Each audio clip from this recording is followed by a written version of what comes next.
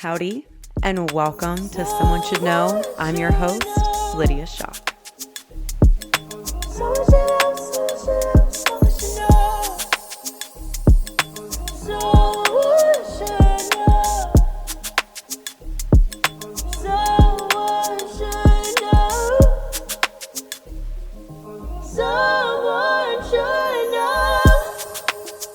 Welcome back, everybody, to another episode of Someone Should Know. Come on in. Today's episode 6, which is crazy to think that we've already done 5 episodes. So if you've tuned in at all so far, thank you so much for listening. And I hope you took something away from those first 5 episodes. Today, someone should know that imposter syndrome is coming for us all. And fuck her. We're going to be talking about how to deal with imposter syndrome and the tools that we need to deal with that crazy bitch. It's funny because we literally just talked about internal validation, being warm-blooded, sense of self. We just talked about that in episode 5. Here we are, episode 6, talking about how imposter syndrome is here to remind us that sometimes we're faking it. Sometimes you got to fake it until you make it. And even when you make it, sometimes even still then you have to fake it. Imposter syndrome is something all high caliber, high achieving people feel at some point in time or another. I know myself, I felt imposter syndrome on more than one occasion, and I'm currently experiencing it now with this podcast and what I'm developing. Even now, like as I'm recording this episode, I'm like struggling today recording this, like just feeling like I'm unqualified and I don't know what I'm doing and all of the things. So we're going to be vulnerable today, and we're going to talk the real struggles of imposter syndrome and how even the most confident, charismatic, badass people that we know struggle with imposter syndrome sometimes, and that's okay. So today, we're going to unpack imposter syndrome. We're going to talk about what it is, why we experience it, and how can we battle this bitch? How can we show up anyways, even in times of feeling like, I'm unqualified. I should not be doing this. So let's talk about what imposter syndrome feels like for those of you who maybe have been so blessed as to not experience those feelings. So I wrote down a couple things that I use to describe the feeling of imposter syndrome. The first one being feeling unqualified. Most of the time when I experience feeling imposter syndrome, it's because I'm new at something or I'm undereducated in that area, and it makes me feel like I'm not qualified for this. There's been many times in my life where I have felt unqualified for something, but as many of you know, I come from the acting and entertainment world, and I'm telling you, nothing gives you imposter syndrome like being in the entertainment industry. And if you are in the entertainment industry or in the acting industry, gosh, I know you feel me on that. It might have been some of the most I've ever felt like an imposter was during, my heavy acting days. And I still act to this day, just not as competitively as I used to. I took a little bit of a break from it for this reason, because I was like, this is just, oh my God. And I just remember feeling underqualified in everything that I did for acting, while also in my heart, like knowing that I was good at this and that I worked really hard and I was deserving and I was good. I was really good at what I was doing, but like I was never the right, quote unquote, the right for whatever they were looking for. I was too fat. I was too short. I was too blonde. I was too white. And again, my actors, they will feel me on that. You're always just too something, right? Like you're too feminine, or you're not feminine enough, or you're too bitchy, or you're not bitchy enough, or whatever the case may be. And it's just always feeling like you're not enough. Like whatever it is, I'm never going to level up to this. I'm never going to achieve this. I'm always going to be just not enough. Another feeling I wrote down here to describe imposter syndrome is thinking that you're failing. Sure, absolutely. In my acting, I also felt like that. When you keep getting no after no after no, you do feel like you're failing. But I definitely remember feeling like that when I joined corporate America. I felt like I am failing at this. Like, I don't know enough about this. I'm undereducated in what I'm doing. I'm working alongside people that are twice my age and have been doing this for my entire existence, if not longer. Like, I'm failing at this. And then here comes imposter syndrome, peeking its ugly head again. And another feeling I wrote down to describe imposter syndrome is worrying that others will find you out or others will perceive you in a certain light, right? And again, we just talked about this in episode 5. So if you haven't listened to episode 5 yet, pause this episode, go back, listen to episode 5 where we talk about being warm-blooded and feeling that internal sense of self, and having those skills really do help with this feeling of like worrying that like you're going to be perceived some way by these people, a way that you don't desire. And I think that kind of ties back to the first couple things that we're talking about, is feeling underqualified, feeling like you're failing, feeling uneducated. All of those things are going to make you feel like, is everybody going to notice? Are they all going to know that I don't belong here? And I get it. I've lived it. And all of these feelings are valid, totally valid. And they're real. But that doesn't make them true.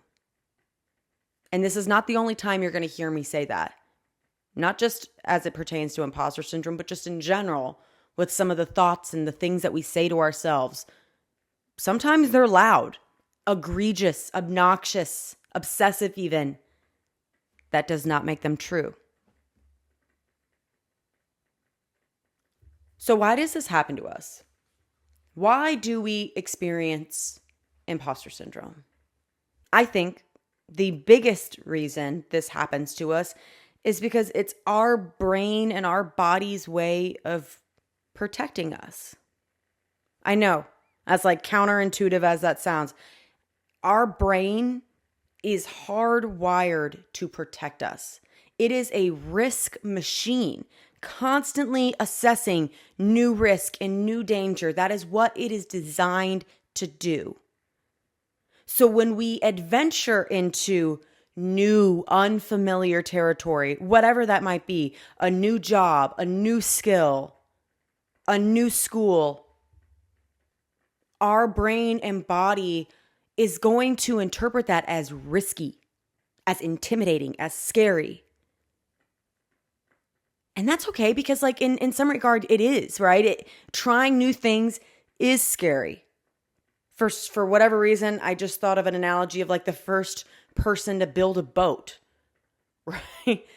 Scary, of like, I'm gonna glue some wood together and push it out to water and just hope that it works, right?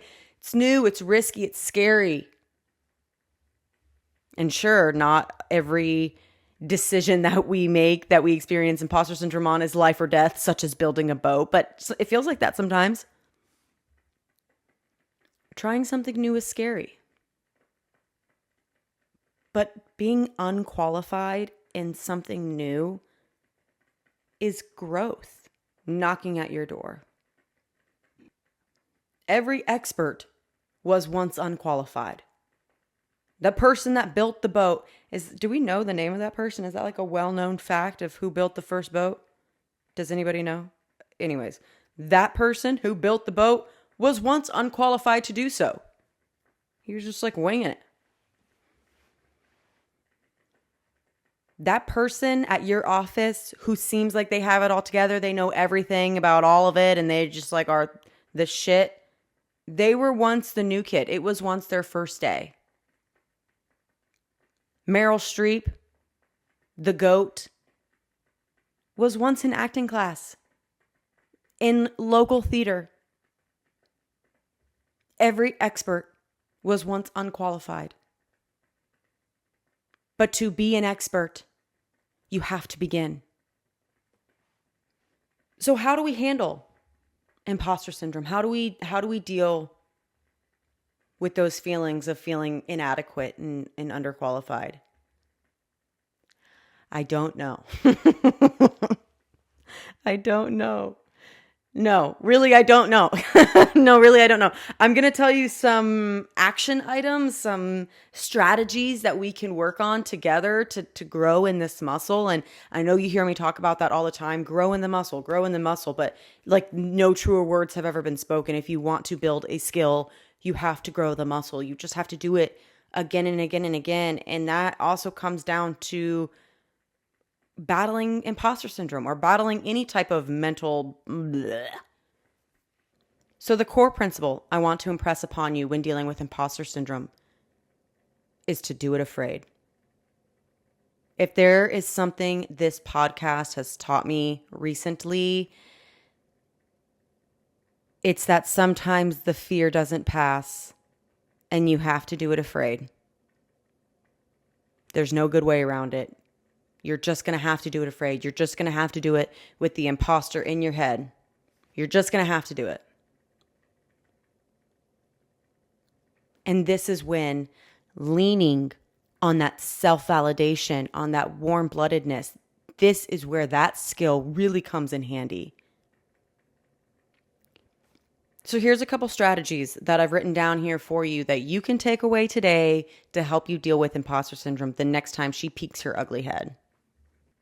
Strategy number 1, acknowledge the voice, but don't obey it. This actually works for all kinds of negative self-talk. Acknowledge the voice, but don't obey it. It looks like this. I hear you. I understand that putting yourself out there on the internet is scary. I get it. I'm scared too. We're going to do it anyways. Or, I hear you. I know that there are more qualified people in that meeting, but we cannot control how long we've sat at this table. We can only control what we bring to it. Or, I know I am not the greatest artist since Picasso. I know that, but I enjoy doing it. It's a good stress reliever for me, and I'm getting better every day. Acknowledge the voice. It's okay to acknowledge that whatever it is that you're doing is scary, but don't obey it. Strategy number 2, take action when you feel unprepared. We talked about this in last week's episode 5. I know I keep talking about episode 5, but apparently you guys need to go check it out because it was a good one. Take action when you feel unprepared. Knowledge is power. Knowledge is power. And if you feel unprepared, arming yourself with knowledge will help you feel more armed going into whatever it is that you're dealing with. If you are feeling unprepared at work, work some overtime. Stay late so you can learn a little bit more about the process or about whatever that meeting is that you're going to, or about the equipment that you're selling, so you can go into that meeting prepared, so you can go in front of your boss prepared, whatever the situation might be. If you are feeling like you have a dream of being an artist, but you're not doing anything to actually achieve that dream, start with taking a class. Take that acting class. Take that painting class. Go to a seminar. Take action when you feel unprepared. When I wanted to start this podcast, I just started working on it. Little by little. And then I started to give myself deadlines. I'm going to have this done by this date. I'm going to have this done by this date.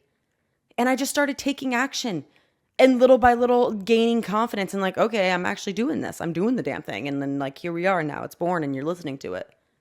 Take action. Don't just sit there and let the voice scare you out of doing what you want to do.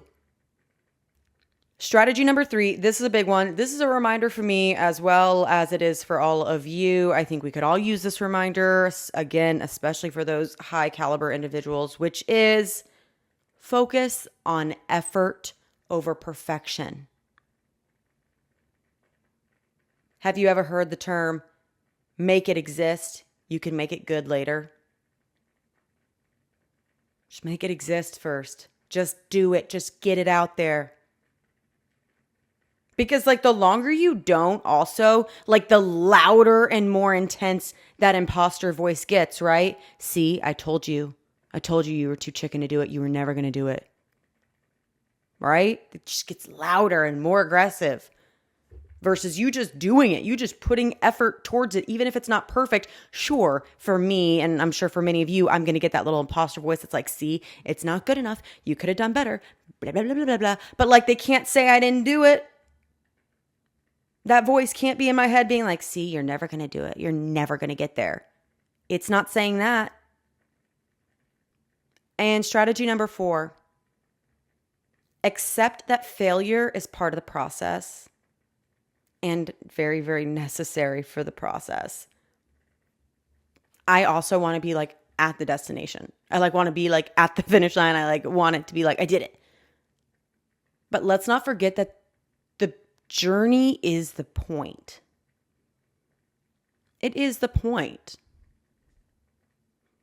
You want to be CEO of your company? It's not going to happen tomorrow. It's not going to happen tomorrow. Enjoy the journey. The journey is your life. So accept that you're not going to be at your destination right now. Accept that there are going to be trials and tribulations along the way, and that's part of the journey. That's part of the fun. That's part of the life. That's part of it. And you learn a lot in your failures. You learn a lot in your failures. And I truly believe that it is the combination of the knowledge you get from education and learning and the knowledge you get from failure that makes the building blocks of your success.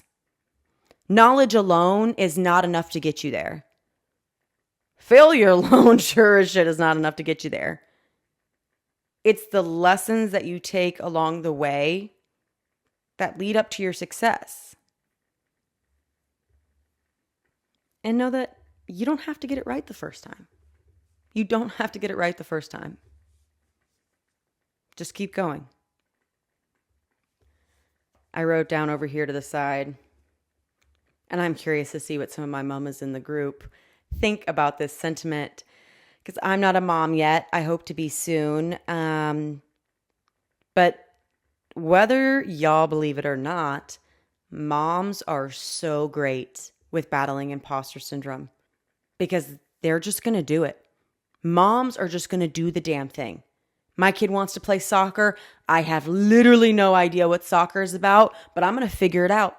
I'm going to figure it out, and I'm going to make sure that my baby has everything that they need to be successful in soccer. Moms just figure it out. Oh, my baby has autism. I don't know anything about autism, but I'm going to figure it out, and I'm going to make sure my baby has all of the resources that they need to be successful as an autistic person. Moms figure it out. And my dads too. Okay, shout out to my dads. Nobody forgot about you. But moms, like, just figure it out. Women in general are just such like caretakers, figure it out, problem solving type people. But moms, man, y'all just do it. And that's what we should all learn when dealing with imposter syndrome. It's like, just do it. Just do it. Sometimes it never goes away. Sometimes it never goes away, and that's okay. But the more you do it, the less it has to say. The more you do it, the less that fucking loud ass bitch has to say. Because you take her ammo away. You can't say I'm never going to start that podcast because here I am. You can't say that it's not good because here are people listening to it. Whatever. You can't say that I'm never going to get that promotion because I'm on the brink of it. You can't say I'm never going to get that whatever. And again, going back to that, enjoying the journey. If you enjoy the journey, it also takes the power away from the imposter. Because the imposter is so fixated on the destination, right? It's so fixated on the goal that if you enjoy the process, if you enjoy the journey, if you take the losses on the chin, knowing it's part of the process, she's got a lot less to say. Let's just indulge our imposter for a second. Just for a second. Let's just indulge. And let's say that the worst really does happen. That the imposter wins. You get fired from your job. Your podcast is a total failure. Your marriage ends in divorce.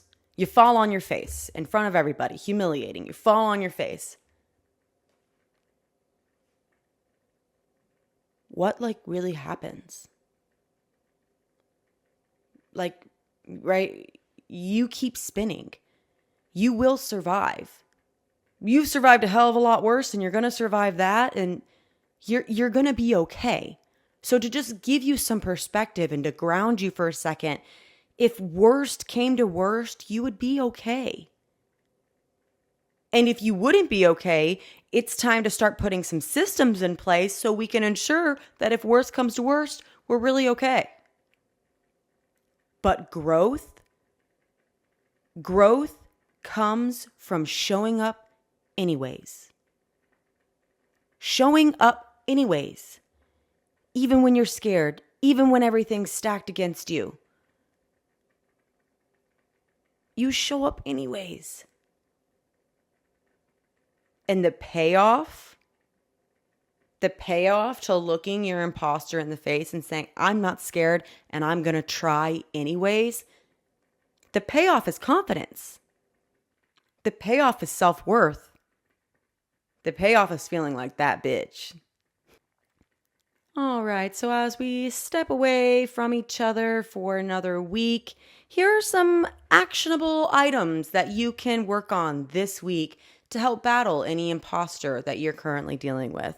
Number 1, notice that imposter voice, label it, and keep moving. Remember, you can hear it, you can acknowledge it, but don't obey. Secondly, take one scary step towards a new area this week. Whatever that is, putting yourself out there at work, starting to work on a project that you've been putting off. Take the step. Do the scary thing. Sometimes the fear doesn't pass, and you just have to do it afraid. And that's okay. And last but not least, remind yourself that your feelings are valid. Feeling scared, feeling unqualified, all of that is valid. But they do not define your abilities. All right, you guys. Thanks for listening to this week's episode. If you know somebody that's battling imposter syndrome, send them this episode. See if it helps them out. Remember, you are growing. You are enough. And you're going to get there. Thanks for tuning in to another episode of Someone Should Know. Come back next Friday, 10 a.m. Central, wherever you get your podcasts for another episode. Someone Should Know. See you then. Bye, y'all.